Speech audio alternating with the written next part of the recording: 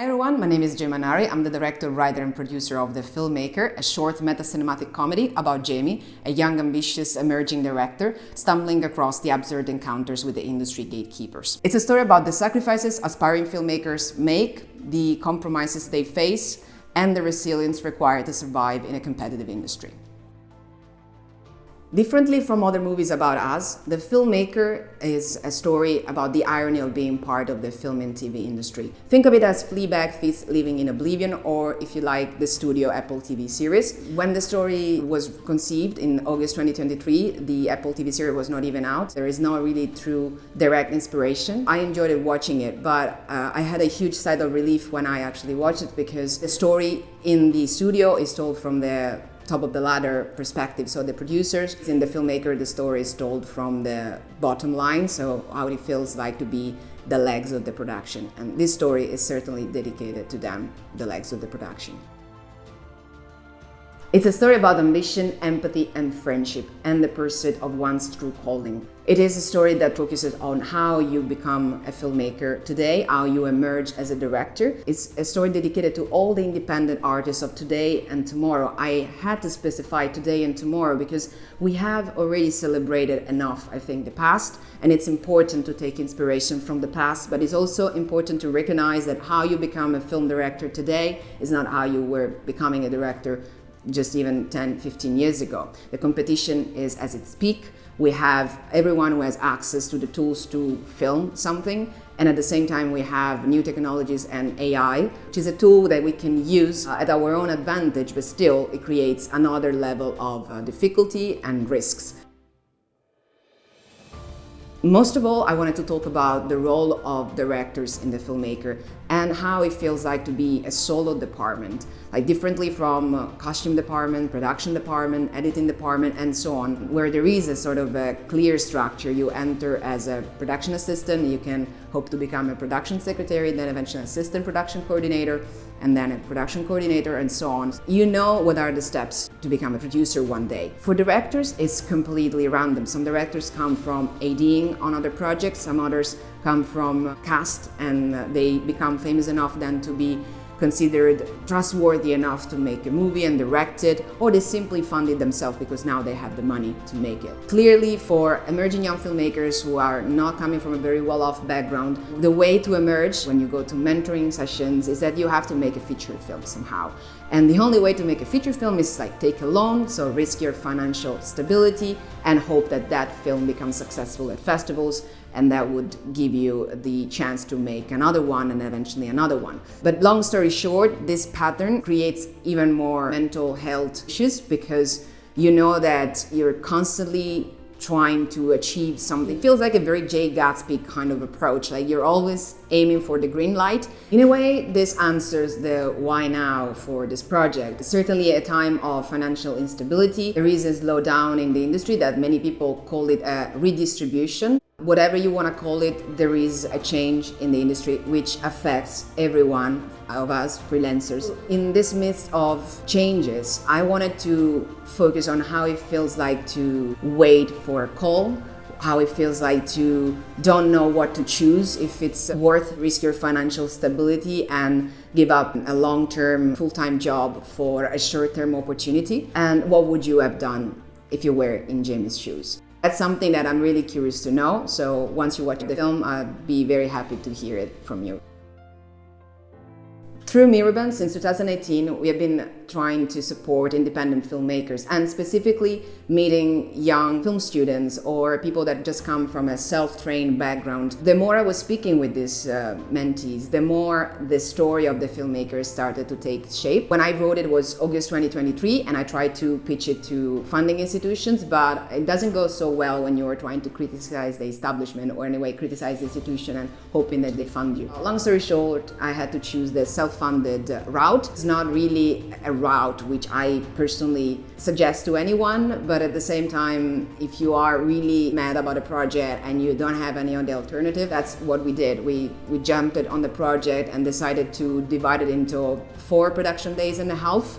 I couldn't afford 4 production days in a row, so I took breaks in between those days, and that ultimately was positive for the outcome of the film because I had much more control on the wardrobe and production design. I had much more time to achieve the perfect look that I was going for. That required much more time, and obviously I had to work on other projects like any of my other collaborators, but the result was really what I wanted. So when I look back at the footage, which we shot exactly a year ago, I feel super happy and satisfied that when I look at that shot, I know that is exactly like I had imagined it.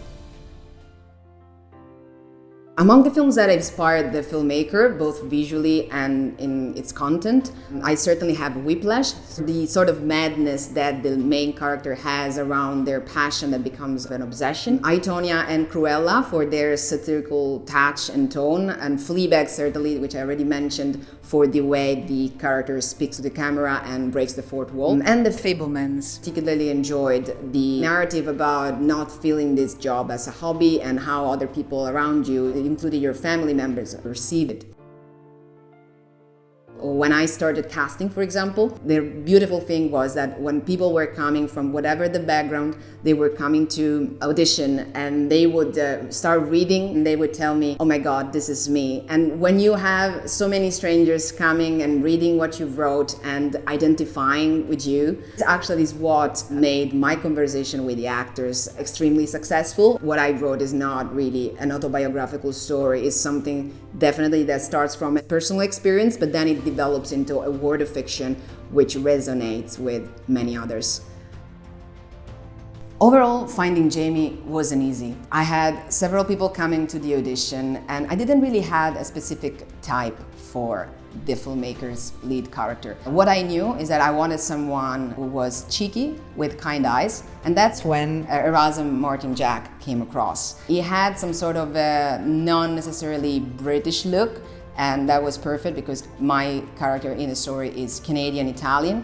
I wanted to put a spotlight on internationals. They're struggling equally and sometimes probably more than locals, simply because they don't have really a safety network around them, including members of family. For example, if there is a job offer, which is an entry-level position, probably very little paid, the only way around for you to accept that would be if someone else is paying for rent instead of you or is supporting you with the rent. So it's either internationals who have a very well-off background or locals who can afford the entry-level position sometimes. And that was something that I really wanted to explore, and especially in the film, there is a scene when Jamie has his first job on a new production, and he has accepted the job primarily because he's been asked by the lead producer directly and because he's really after the chance of getting a director's assistant credit. But when he arrives on set, it's very clear that he's just going to be credited as a runner, so not only is not going to get a great pay, but he's going to be credited also differently. So not even the sacrifice he was willing to make in order to have that little step up is going necessarily to work. Many directors are technically driven, they know all about the camera, the lenses, and they sometimes shy away from actors. I'm the kind of opposite director. I am a director born for actors. If it wasn't for acting, I wouldn't be doing this job. So that's one of the reasons probably that AI is, when it comes to substituting humans in the performance, it's when I take the most distance. Erasm's background, like mine, is in theater, so rehearsal was something that was absolutely enjoyable. We had quite a great deal of rehearsal, which allowed us to explore intention and intonation, the motivations behind the lines, the subtext, the irony. It was really enjoyable from start to finish to work with him. He's very precise, he likes to take notes and ask questions. We had gaps between the production days, like I said, so that time was spent also in either video calls or in-person rehearsal, which allowed ultimately for Erasm to be very much aware of what I was looking for in Jamie's performance. I must say, aside from Jamie and Doris, so Erasm and Asia, we had fantastic supporting actors. Ailey Bellamy playing Laura Davis, our production coordinator. She added somewhat of a Glinda to the character of Laura, Glinda from Kid. Hold on one sec. Laura speaking. Olivia Thackeray, who played Lauren, the assistant coordinator. She was witchy and a joy to watch performing. Fred Blackwood, who played George, who had come for Jamie's audition, and I eventually offered him another role. John, the producer, played by one of the actors I worked with over 10 years ago, Dejan Jelica. He flew from New York City. We worked together on American Rouge back in 2015. It was an experimental noir musical short film. I stayed in contact with the actor throughout these years, and when the time was right and I had a role that would fit him, I asked him, and he came, and he played the role of John, and I think he did it wonderfully. So today Ricky is directing the first scene. I thought he was one of our key cast members. Oh, yes, but it's about adding a bit of diversity touch. Also, as per his contract, he is directing one of the scenes. I would never thank him enough. There is this tendency in people to do things to say they've done it, to show the world how good and kind they are. And I think there is an elegant silence in true kindness, but it's so rare. And Dejan certainly has it. That's why I'm so glad that he was part of this project. If the project looks funnier and overall enjoyable, it's also because of him. The filmmaker also speaks out against tokenism. There is undeniably a gap between diversity rhetoric and real action in the film and TV industry. The actress playing the trans character, Asia Bebo playing the character of Doris, speaks up about it specifically. Her experience, which is not just merely to portray someone who's trans and all the conversation is about them being trans. In fact, when we introduce them, the main focus is how bubbly they are, how super fashion they are, and there is no minimal intention to talk about the trans drama, because trans people themselves are kind of fed up of watching that narrative being displayed over and over on the screen. What we were looking for with the actress herself was to try and say how it feels like to be cast, for example, just for the fact you're trans, and how that affects ultimately the perception of the audience. It's the same thing when you're trying to just cast people of color to showcase to the world that you are paying attention to being diverse. At the end of the day, it's more about what you're trying to show rather than what you really believe in that stands out, and that's why then the general audience tends to be fed up with the PC practices. Beyond that, the character of Doris, he's all about friendship and empathy. And it's about even the fact that she allows for Jamie, who she encourages to do something that would eventually play a big change in his life. Ultimately, she's someone who pushes Jamie forward, and the way she does it, it's for the greater good of the person that probably looks the utmost different from her. But at the same time, it's not about how they look like each other, how they come from the same background. It's more about how empathy make them closer. And that's why I'm a true advocate of actors not playing who they are in real life, but rather being good actors and take time to study and welcome someone else's soul in their own. It doesn't matter your background. To me, is how much you're willing to put yourself aside to welcome someone else's story. That's true generosity. That's what I think we should advocate for actors to have the chance to do more in films.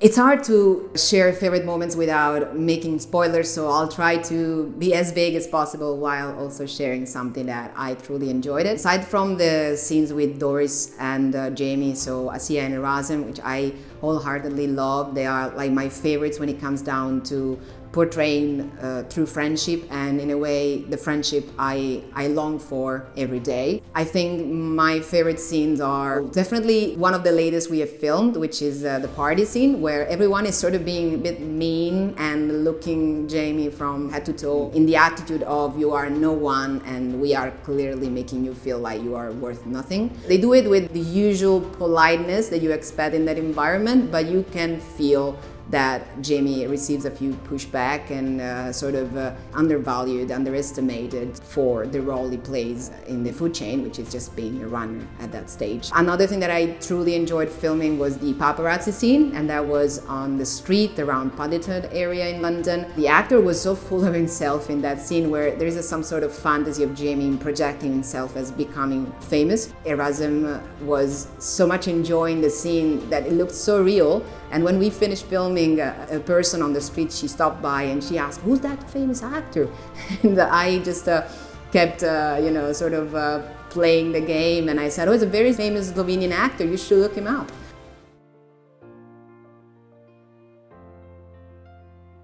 I'm so glad for what we achieved. I want to thank also my post-production team, who has been so faithful and resilient throughout all the stages. I want to thank my lead colorist, Alexander Korolev, the sound designer, Nikola Vukovic, who has also worked with me in the past, and Lorenzo Barcella, who's a new collaborator and our film composer. I think he did a great job. I'm so pleased that he has been part of this journey.